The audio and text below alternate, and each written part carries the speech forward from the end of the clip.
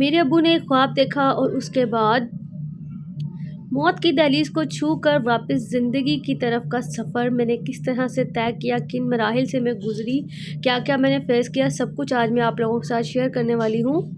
पिछला व्लॉग मैंने जहाँ पर एंड किया वहीं से मैं अपना नेक्स्ट व्लॉग स्टार्ट कर रही हूँ। अस्सलामुअलैकुम everyone, welcome back to my YouTube channel and welcome back to another vlog. आज का व्लॉग बहुत इंटरेस्टिंग होने वाला है, वीडियो को बिल्कुल भी स्किप नहीं करना। सहरी से अफ्तारी तक की रूटीन आप लोगों के साथ में शेयर करने वाली हूँ, तो आप लोगों ने मेरे साथ साथ रहना है ताकि आप लोगों को पता चल सके कि मेरी लाइफ में क्या हो रहा है। तो सहरी के लिए जी यहाँ पर मैंने बनाया हुआ था भुना हुआ कीमा। मेरे हस्बैंड को मेरे हाथ का भुना हुआ कीमा बहुत पसंद है, तो मैंने उनके लिए कीमा बनाया। और साथ ही हमारे घर में कुछ गेस्ट आए हुए थे, तो ये मैंने उन लोगों के लिए भी पराठे बनाने थे, तो ये मैंने पेड़े कर बनाकर जो है वो रख दिए थे पराठों के लिए। तो कीमे के साथ हम लोग इंजॉय करेंगे अपने पराठों को। और बहुत यमी यमी हिस्सा जो था हमारी सहरी थी, साथ में थी हम लोगों ने दही और साथ ही चाय जो है वो बना ली थी। तो ऐसा होता है कि सहरी का टाइम जो है ना वो बहुत ज़्यादा नींद आ रही होती है और बहुत सुस्ती सुस्ती का टाइम है। मुझे तो खैर आजकल रमज़ान में पूरा दिन ही नींद आती रहती है, पता नहीं क्यों, क्या बात है ऐसी। अच्छा जी, यहाँ पर बन रही थी चाय और उसके बाद हम लोगों ने सहरी शहरी की। और सहरी के बाद आपको पता है जब गेस्ट आए हुए हों तो वैसे भी बर्तन जो है वो काफ़ी ज़्यादा इकट्ठे हो जाते हैं। तो बस यहाँ पर जी ये हाल हुआ है। अभी हम लोगों ने बर्तन शर्तन जो है उनको धोना है और धोने के बाद मैं नमाज़ पढ़ूँगी और कुरान पाक पढ़ के मैंने सो जाना है। तो अब आप लोग देखें, तो अभी ये जी टाइम है जी उठने का, 12 बजे जो है ना वो मैं आजकल उठती हूँ, क्योंकि मैं रात को नहीं सोती हूँ, मैं सिर्फ सुबह ही सोती हूँ। तो अभी मेरे हस्बैंड ऑफिस से आए थे तो ये सामान लेकर आए थे। तो सामान में ये लेके आए थे कलेजी और फिफरा। काफ़ी दिनों से कह रहे थे कि जी मेरा दिल कर रहा है खाने के लिए, तो मैंने कहा ले आए तो बना लेंगे ना। सहरी के लिए सालन बनाना होता है, अफ्तारी के लिए तो ज़ाहिर है आपको पता है जो भी रूटीन होती है, मेन्यू होते हैं, वो मैं आपके साथ साथ साथ शेयर करती ही रहती हूँ। उसके बाद ये ग्रॉसरी आई है, खजूर वगैरह है, स्ट्रॉबेरी लेकर आए हैं और खजूरें हैं। खजूरें ख़त्म हो गई थी, अब तो वैसे ही रमज़ान थोड़े से रह गए हैं बिल्कुल।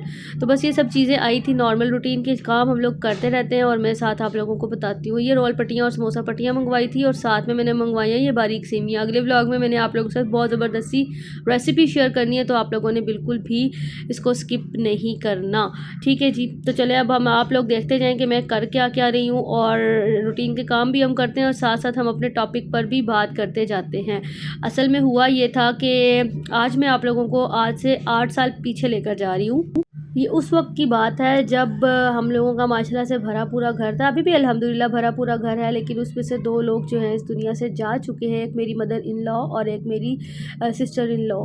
ये उस वक्त की बात है जब सब लोग होते थे, हयात थी माशाल्लाह से मेरी मदर इन लॉ। मेरी सिस्टर इन लॉ की तो डेथ हो चुकी थी उस वक्त, लेकिन मेरी मदर इन लॉ हयात थी और वो बहुत ज़्यादा बीमार थी। इस टाइम पर डायलिसिस पर थी। वीक में 3 टाइम्स उनके डायलिसिस हुआ करते थे, जिसके लिए वो कभी सुबह जाती थी, कभी शाम में और कभी रात के टाइम उनके डायलिसिस होते थे। तो ये शेड्यूल था। तो एक दिन अम्मी ने जाना था डायलिसिस पर, हस्बे मामूल जैसे जाना था। तो उस दिन ना उन्होंने सुबह 9 बजे जाना था डायलिसिस पर। तो मेरी और मेरी जो सिस्टर इन लॉ है सबसे छोटी, उस वक्त वो अनमैरिड थी, उनकी ये रूटीन थी कि हम लोग सबसे ना लास्ट पे नाश्ता करते थे। तो मैंने उसको भी नाश्ता बना कर दिया। अम्मी और मेरे हस्बैंड और मेरा एक देवर जो थे वो डायलिसिस करवाने के लिए अम्मी के साथ चले गए थे, क्योंकि अम्मी को जो है ना स्ट्रेचर पर लेके जाते थे। अम्मी ना उस टाइम पे चल फिर बिल्कुल नहीं सकती थी, बिल्कुल बेड पर थी। तो ये लोग उनको लेकर चले गए हैं स्ट्रेचर पर डालकर एम्बुलेंस में डायलिसिस के लिए। अभी मेरे हस्बैंड निकल कर ही गए हैं, तकरीबन 9:30 बजे का टाइम होगा। मैंने किचन वगैरह समेटा और समेटने के बाद ना मैंने अपना नाश्ता बनाया। मुझे अभी भी अच्छी तरीके से याद है कि मैंने उस दिन मसर बनाए हुए थे और आप यकीन करें उस दिन मसर खा के जो मेरी हालत हुई है वो तो मैं आपको बताती हूँ, लेकिन अब तक मेरा मसर खाने का दिल नहीं करता। मेरी शादी को उस वक्त 4 साल हुए थे और इन 4 सालों में मुझे नहीं याद पड़ता कि मैं कभी बहुत स्वैर किस्म का बीमार हुई हूँ, सिवाय बुखार हल्का सा या कभी नुज़ला वगैरह हो जाता। अब तो मुझे बहुत रूटीन में ज़ुकाम रहता है ना, लेकिन उस वक्त मुझे नहीं होता। मैंने बड़ा मज़ेदार सा बल वाला पराठा बनाया, साथ अंडा बनाया और लेके बैठ गई मसर को डाल के खाना खाने के लिए। अभी मैंने आधा पराठा ही खाया होगा कि मेरे मैदे में शदीद स्वैर किस्म का दर्द शुरू हो गया। मैंने अपना खाना वहीं छोड़ दिया, वहीं अंडा छोड़ दिया, वहीं सब कुछ छोड़ के ना मैंने अपनी ननद से कहा कि ये ना आप बाहर रखो। तो बाहर जा रही थी तो वो बर्तन लेके बाहर चली गई, तो मैं ना वहीं पर लेट गई। तो वो मुझे कहती खैर है यहाँ पे क्यों ऐसे क्यों लेट गई हो। मैं सोफे पे बैठी हुई थी, मैं वहीं उल्टी सीधी होकर लेट गई। मैंने कहा मेरे ना मैदे में एकदम से बहुत तेज़ दर्द शुरू हो गई। कहती है मैदे में क्यों दर्द होगी, आपको तो कभी दर्द ही नहीं हुई। मैं मुझसे ना उस टाइम पे बिल्कुल बोला ही नहीं जा रहा था। था कि हुआ क्या है मुझे। अच्छा, अब मैं तो लोट-पोट होना शुरू हो गई, मुझे एकदम से वॉमिटिंग शुरू हो गई। मैं उठी हूँ और मुझे वॉमिटिंग शुरू हो गई। एक वॉमिट की मैंने, 2 वॉमिट की, आप यकीन करें कि वो वॉमिट इतनी तेज़ थी कि ऊपर मेरी जेठानी जो है वो सोई हुई थी, भाभी, बड़ी भाभी, और वो मेरी वॉमिट की आवाज़ से उठ गई, लिटरली उठ के आई हैं। तो वो मुझसे बल्कि छेड़ने लगी, मुझे कहती खैर क्यों उल्टियाँ हो रही हैं तुम्हें, तो मुझसे बिल्कुल बोला ही नहीं जा रहा था। उसके बाद तो जी मैंने जो उल्टियाँ स्टार्ट की हैं, पूरा मोहल्ले वाले हमारे बारी बारी आके पूछे कि इसको क्या हो गया, क्योंकि सब लोग ही क्योंकि जानते तो हैं ही, तो सब, कभी सामने वाली भी आ गई, साथ वाली भी आ गई कि किसको उल्टियाँ हो रही हैं। इतनी ज़्यादा ज़ोर ज़ोर से मुझे वॉमिटिंग हुई है, और मेरी वॉमिटिंग बिल्कुल, मैं कहती हूँ मेरा आधा पराठा पता नहीं कितने पराठों के बराबर मेरे अंदर से निकला, और मेरे अंदर उल्टियाँ कर करके 1 घंटे के अंदर मैंने इतनी उल्टियाँ की हैं कि मेरे अंदर से सांस, मेरी जान आधी वहीं ख़त्म हो चुकी थी। मुझे ऐसे लगता था मेरे से अंदर एक कदम उठाने की भी हिम्मत नहीं थी। और उधर से मेरे अब्बू ने ना उसी रात को ख्वाब देखा कि मेरी तबीयत जो है वो बहुत ख़राब है, और मुझे किसी बिच्छू ने मुझे एक डंग मारा है मेरे पेट में। तो मेरे अब्बू ना सुबह उठ के मेरी अम्मी को बताया, तो अम्मी बहुत परेशान थी। अम्मी ने काम शाम किया, तो अभी ये तकरीबन 11 बजे का टाइम हो चुका था। अम्मी मुझे फ़ोन कर रही थी और मैं फ़ोन नहीं उठा रही थी। भाभी बहुत परेशान हो गई, घर पर कोई भी नहीं था, एक मैं, मेरी ननद और जेठानी थी, बाकी सब लोग अपने अपने कामों पर जा चुके थे। अब भाभी को कुछ समझ ना आया, और इधर से मैं अधमुई हो चुकी थी बिल्कुल, ना मुझसे चला जाए ना मुझसे उठा जाए। मैं जहाँ बैठी हुई थी वहीं पे ही जो है मैं सहन में ही लेट गई, गिर गई, और मुझसे उठा ना जाए। फिर भाभी ने फ़ोन किया, मेरे हस्बैंड को फ़ोन किया, मेरे कपड़े वगैरह चेंज करवाए, और मेरे हस्बैंड को फ़ोन किया, तो उन्होंने फिर कहा कि इसको तो हम लोग अभी बिल्कुल छोड़ के आए हैं ठीक। मेरी मदर इन लॉ को बताया, तो वो भी बड़ी परेशान हो गई कि भाई हम अभी इसको बिल्कुल ठीक ठाक छोड़ के आए हैं, तो इसको हो क्या गया है। भाभी ने उनको बताया कि भाई इसको तो वॉमिटिंग बिल्कुल नहीं रुक रही है, तो बिल्कुल बेजान होकर बिल्कुल गिर गई है। भाभी ने बहुत मुश्किल से उठाया, ऊपर से गई, उससे पूछा चीज़ें कहाँ हैं, बड़ा उन्होंने उस टाइम पर साथ दिया। वो लेकर आई मेरी चीज़ें वगैरह, दुपट्टा लेके आई, शॉल लेके आई। फरवरी का मंथ था वो, उस टाइम पे सर्दी थी, वो शॉल, स्वेटर सारा कुछ लेकर आई, मुझे पहनाए। अब मुझे कुछ समझ ना आए कि हो क्या रहा है, मेरी वॉमिटिंग ही नहीं रुक रही थी। फिर उन्होंने उनको, मेरे हस्बैंड को जब फ़ोन किया, तो उन्होंने कहा कि जी घर पर, उन्होंने सबसे पता किया, उस टाइम पर घर पर कोई भी था ही नहीं, और मेरे जो देवर थे वो ऑफिस जा चुके थे, एक देवर उनके साथ था। फिर उन्होंने कहा कि अम्मी की तबीयत भी वहाँ पर हॉस्पिटल में, उस टाइम पर अम्मी की तबीयत भी बिगड़ गई। अब वो बेचारे करें तो क्या करें। एक तरफ मेरी हालत इतनी बुरी, उनको लग रहा था कि शायद मुझे नॉर्मल सी कोई वॉमिटिंग हुई है।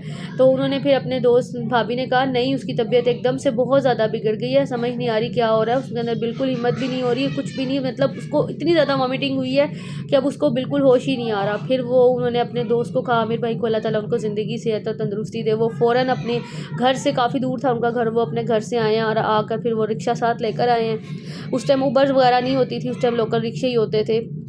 तो वो आए हैं और आकर मुझे फिर हॉस्पिटल लेकर गए हैं। उस हॉस्पिटल लेके गए हैं जिस हॉस्पिटल में मेरी सास अम्मी के डायलिसिस हो रहे थे, और मेरे हस्बैंड भी थे, वहाँ लेकर गए हैं। वहाँ जाते ही जो मैं अभी हॉस्पिटल के अंदर इंटर हुई हूँ, और मैंने उनके दरवाजे में ही बैठ के जो वॉमिटिंग करना स्टार्ट की, इतनी वॉमिटिंग कि वहाँ पर मेरी यूरिन भी निकल गया, मेरी इतनी बुरी हालत जिसका मैं आपको बता नहीं सकती।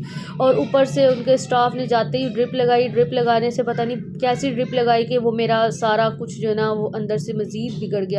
अब इन शॉर्ट मैं आपको बताती हूँ, क्योंकि वीडियो का टाइम बहुत ख़राब हो रहा है, कि उसके बाद मैं इतना बीमार हुई कि मैं मौत के मुंह से वापस आई हूँ। और 15 दिन तक तो डॉक्टरों को ये समझ ही नहीं आ रहा था कि मेरे साथ आखिर बनी क्या है, मुझे आखिरकार हुआ क्या है जो मेरी इतनी हालत ख़राब है। फिर मेरी अम्मी ने इतनी पढ़ाई करवाई, मेरे अब्बू आए हैं, और एक रात को मैंने ऐसा देखा बीमारी के दौरान ही।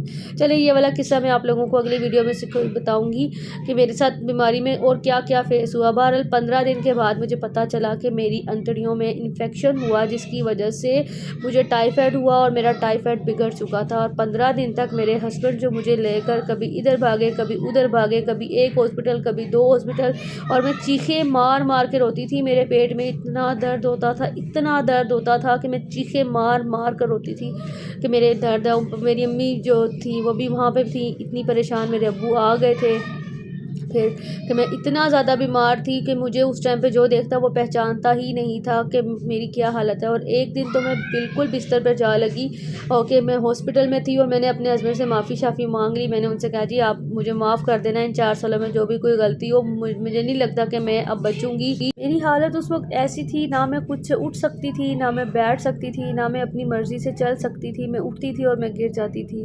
मुझे वॉशरूम तक मेरे हस्बैंड मुझे लेके जाते थे। फिर मेरे अब्बू मुझे अपने साथ लेकर गए। वो भी मेरी सास अम्मी से कहा कि भी मैं इसको साथ ले जाता हूँ, इधर आप लोगों की इतनी परेशानी है। उनकी भी हालत उन दिनों बहुत और इधर मैं एक तरफ बिल्कुल नीम जान हो चुकी थी, बहुत कमज़ोर हो चुकी थी। मेरे साथ क्या क्या हुआ, कैसे पता चला कि मुझे क्या मसला है, तो ये सारा कुछ जो है वो मैं आप लोगों के साथ शेयर करूँगी अगले व्लॉग में, क्योंकि व्लॉग फिर बहुत लंबा हो जाता है और तुसी जाना ना फिर कट कट कट करके देखते होते। फिर हम लोग मिलते हैं अगले व्लॉग के साथ।